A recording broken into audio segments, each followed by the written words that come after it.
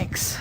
I get all the clean jobs. That's what they give me.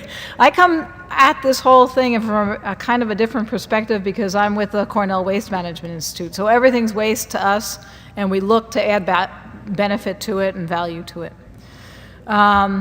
So when I was asked to do this, I submitted the abstract, and they said, well, you can't just do horses. It's got to be broader than that, because there's a lot of mortality out there to deal with. That's really what it is.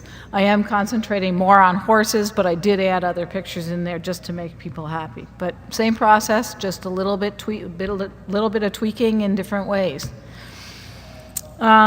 Situation. The rendering industry is not in good shape in most places. It's not that it's not in good shape. It's in fine shape. It just was overexpanded at one point.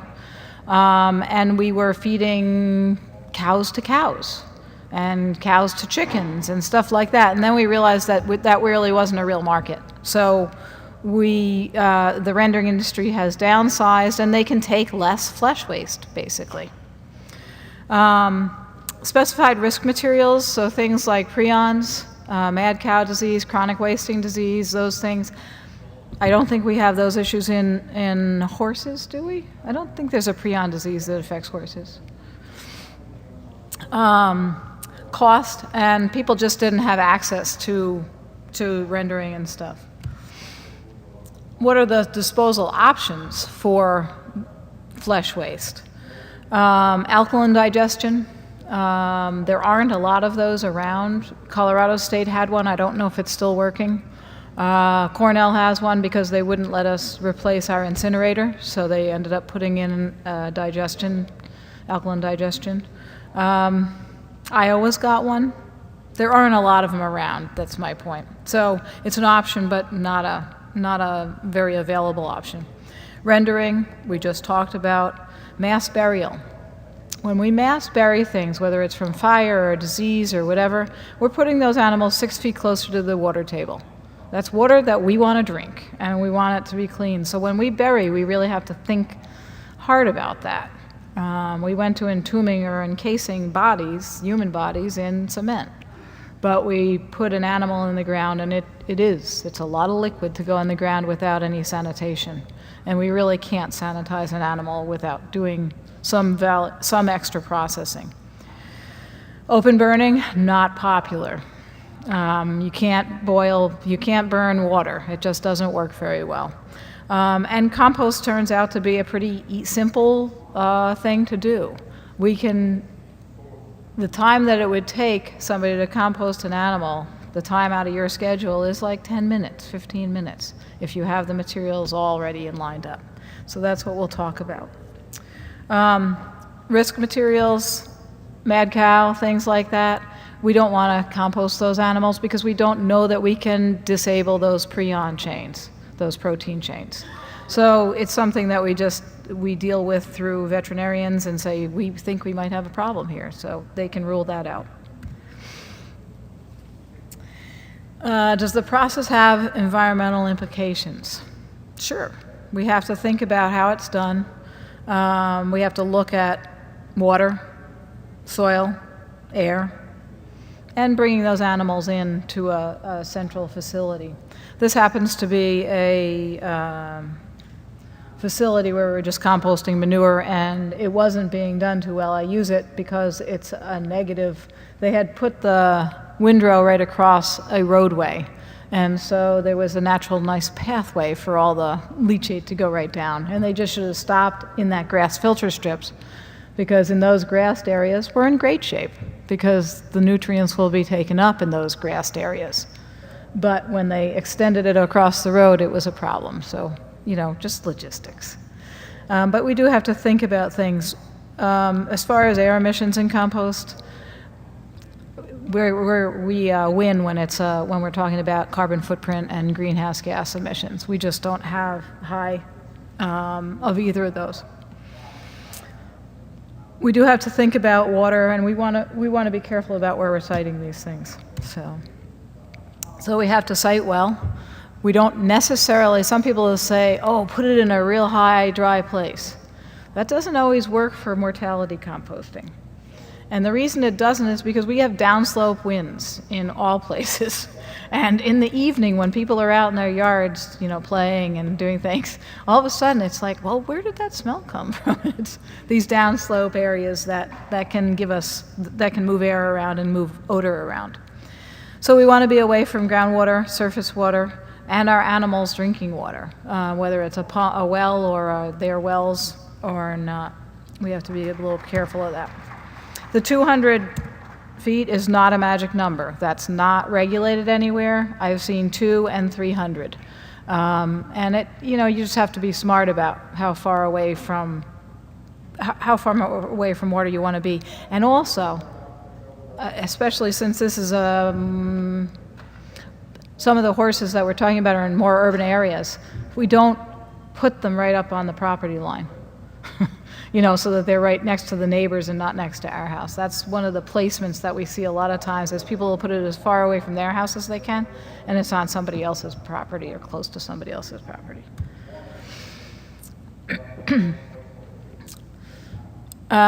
What we do is we lay down a carbon bed. So you're going to hear a lot about carbon and nitrogen here. But we put down a bed of chunky wood chips when we're going to compost an animal. We don't put a lot of dense material, we don't put liquid manure down, we don't put any of those things down. We don't put it right on the ground. We put it on a bed of carbon. That's a really important thing. And as we go through this, you'll see why that's a really important thing. So we're laying that bed down. In this particular case, the plastic was used just because we were doing research. And you could take a good picture. It gave us great contrast there, so you could actually see. But we do compost right on the soil.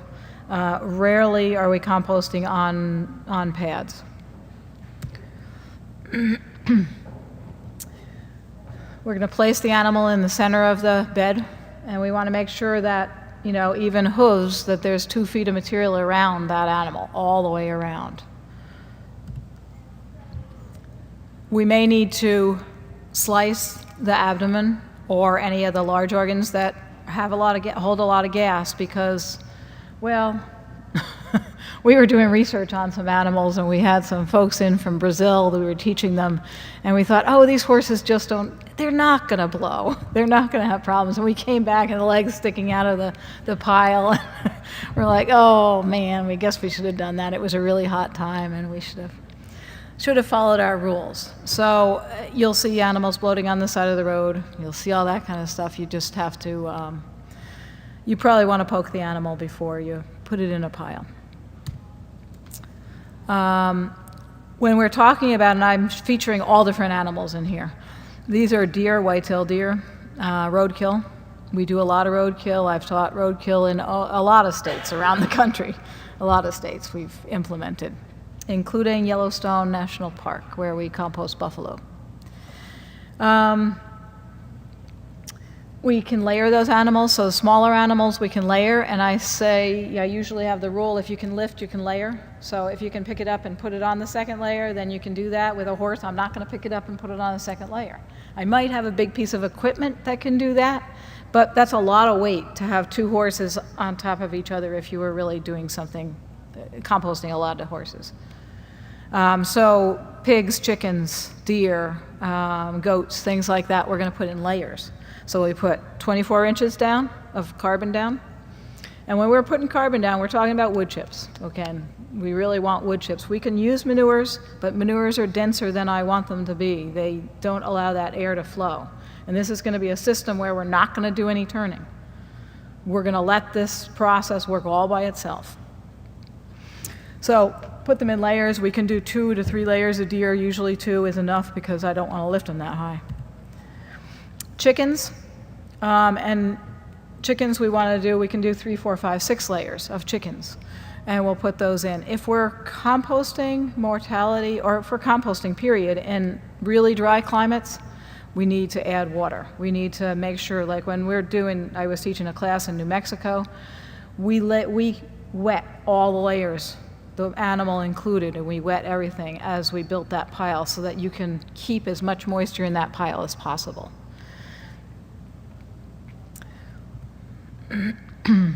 Large animals, cows, horses, whales, pigs, or large pigs. All of those can be composted. Darn it, I knew it. Can you run down that table and grab that pile? I have fact sheets that we can pass around. I knew I was going to leave them over there. There are 3 on top, and the 3 on top, somebody can keep them. I don't have a problem with that, but those are poultry and natural rendering I have a lot of, so that's all animals. Poultry I have one of, horse I have one of, because we just didn't print a lot. We're the Waste Management Institute, so we expect people to get the stuff offline. Anyway, those can go around. For large animals, cows, we can put them in a pile by themselves because we have the right carbon to nitrogen ratio, and I know that sounds gross, but we have that in there. If we were just doing one deer, we would want to add more nitrogen to it because we wouldn't have a proper carbon to nitrogen balance. And when we're doing this, it's all wrong to start with. It really is all wrong. It's not the right composting process, but it all turns out the right way in the end. So we just have to trust the process, and I'll go through that as we go. After we lay the animal in the pile, we want to make sure that we put carbon over top of it. This is where we can be more creative with some of the materials that we use. We can put spent silage, spent feed, corn husk, corn cob, things like that. Those can go over top of the animal. Some hay, but hay tends to blow if we have a windy time. So it has to have enough weight to actually be there. If we go back, if we haven't sliced the rumen of an animal, especially a cow, and we go back and there's no material on top, we can kind of see the cow, it blew. It's blown. So they do explode. And we had a situation in, I'll tell some fun stories. We had a situation in Japan where there was a whale, and the university wanted to study that whale. So they put it on a truck, and they hauled it back to the university, and it blew in the middle of a city in Japan. And there are still oil stains on that city. It took out some bicycles, destroyed some cars. It's a serious issue, so we want to make sure we've taken care of that. This is a situation where greener pastures, these are different greener pastures than we've been talking about earlier. Greener pastures was a compost facility that would take other people's horses, and it was just for horses. And they windrowed those horses and then took in probably 400 or 500 animals in their time. We can do it in covered bins. Sometimes we do that. Generally, we're doing it outdoors. We're doing it at windrows. It depends on how much we have in, how many animals we're actually dealing with. We want to make sure that everything is covered, though. We don't want things sticking out. And we've always said, are we raising livestock or dead stock? Do we want the wildlife to come closer to our livestock or not? And we really don't. For disease issues and for taking on those young, fresh animals. Everybody know how to make silage here? Okay, so making silage is the opposite process of making compost. When we make silage, we're compressing all the air out of that medium, out of that organic matter. It's almost a fermentation process. It is a fermentation process. When we're making compost, we want to take air in from the bottom and allow the CO2 to leave the pile. So we have air circulating through the pile all the time.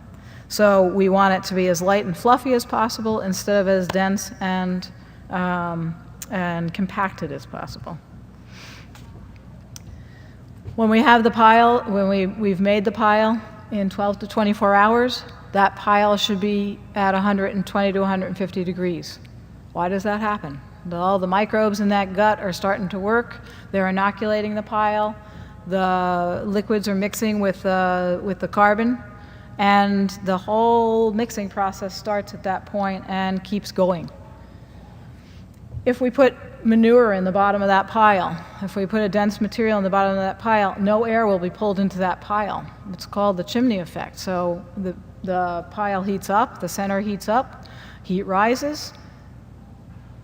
If we can't pull in any air in through the bottom, then the process stops. So it's got to work that way, and we have to make sure that we have good light airy material around it. So it's an envelope of carbon. We really are putting an envelope of carbon around the whole animal. So I said in 12 to 24 hours, that pile should heat up, usually before I leave a site. The animal heats up. In 3 to 4 months, we'll have clean bones, and I'm talking about a 1,200-pound animal, 1,200 pounds of flesh. 3 to 4 months, clean bones. But we don't have mature compost at that point. We still have immature compost, even though the bones are fairly clean. In 12 months, boy, we're way behind. In 12 months, we can have a mature product, and we can use some of that. Frozen animals should be put in piles. If we have frozen animals, put it in a pile, envelop it in that carbon, let it work its way out, because it will melt as soon as the ambient temperature goes up. It'll melt, and the process will start. This one's a little bit hard to see, but you can see over there, if you see those lines going up, they're up in an area where they're reaching thermophilic temperatures, and that's the 120 to 150 degrees. And I won't talk more about that one. What do we do with it? We can reuse the product for a base. So if we know if we have 1,000 cows, we have 4% mortality rate, we're going to have 40 cows a year. That's a lot of cows to put in a pile, and we will need a lot of space. So we can actually reuse those. The bone adds structure to the new base. So use those as the base and reuse that carbon.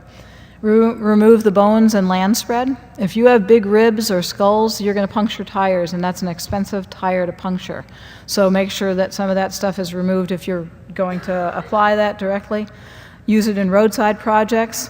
We usually use it in low public contact areas, and we tend not to use it on crops that are being used for human consumption. And that's just a conservative way. We have done a lot of research on this to know that the process works, we're killing the pathogens, and we can use it. But we don't use it on food crops. Plant a tree in memory of the horse. It's a great way to use that compost. But for a horse, you're probably going to use that, you're probably just going to leave that pile for a longer period of time. It's a pile of carbon sitting off to the side, hopefully. The natural rendering, the poultry one that I sent around has all the PPE restrictions, or all the PPE recommendations, so personal protective equipment. If we have a disease outbreak, these are the ways that you should act and react, because we work with a lot of large-scale mortality. Recently, we had an outbreak of high-path avian influenza in Modesto, California, so I was called out to direct, I guess. And we composted 140,000 birds, turkeys, in that situation. So we use this for all different things. We all had our PPE on because we don't want to be exposed to the disease and transfer the disease out off that poultry farm. So important stuff. We have fact sheets, posters, and videos for almost all of our species, all of the main species. So go on our website, everything's downloadable for free. Who's from Florida? Yeah, I put this one in for you. So if you live in Florida, you might have another disposal method. This was a 22-foot alligator that they did end up shooting. But it was taking a deer, probably a dead deer, but a deer in its mouth. Just quickly, I'm going to go through just a couple more. We have done quite a bit of research, as I said, on all aspects of mortality composting. Do the drugs persist in livestock carcasses? We were talking about the chlorelid and that, and other people will talk more about that. But we looked at barbiturates because we're euthanizing our horses. Oftentimes. I mean, sometimes there are other ways that they die, but a lot of times we have to euthanize a horse, and it's euthanized with a barbiturate. we wanted to know whether that was going to affect things. And frankly, we did well. The barbiturates do break down very well. And we did a funny thing. We always look underneath our piles to see what the microbial activity is. And I dug down under the pile, and there are worms there. And I'm like, wow, that's pretty good. It didn't kill the worms. But then I realized that they're not mammals and they don't react to barbiturates. So I was just being stupid. But, you know, NSAIDs, your ibuprofen and stuff like that, breaks down before it leaves the body. It just doesn't, we don't see it in the piles. And we also did ivermectin, looked at ivermectin, horses that are continuously wormed or periodically wormed, and that broke down. In a field, it takes a long time to break down. If we just spread it, it's going to take a while. It could take months, depending on temperatures and moisture. But in the compost pile, it was 6 to 8 days. So it was very quickly, that heat just broke the NSAIDs down, or the ivermectin down. So we had good results there. But we also did a comparison to burial with the barbiturates. We wanted to see if the barbiturates would break down in lower temperatures, in soil temperatures, and we actually had pretty good results there as well. They did break down in soil. So burial, for that reason, is not a negative. For getting it closer to the water table, it is more of a problem. And that's it. Sorry, I went a little over.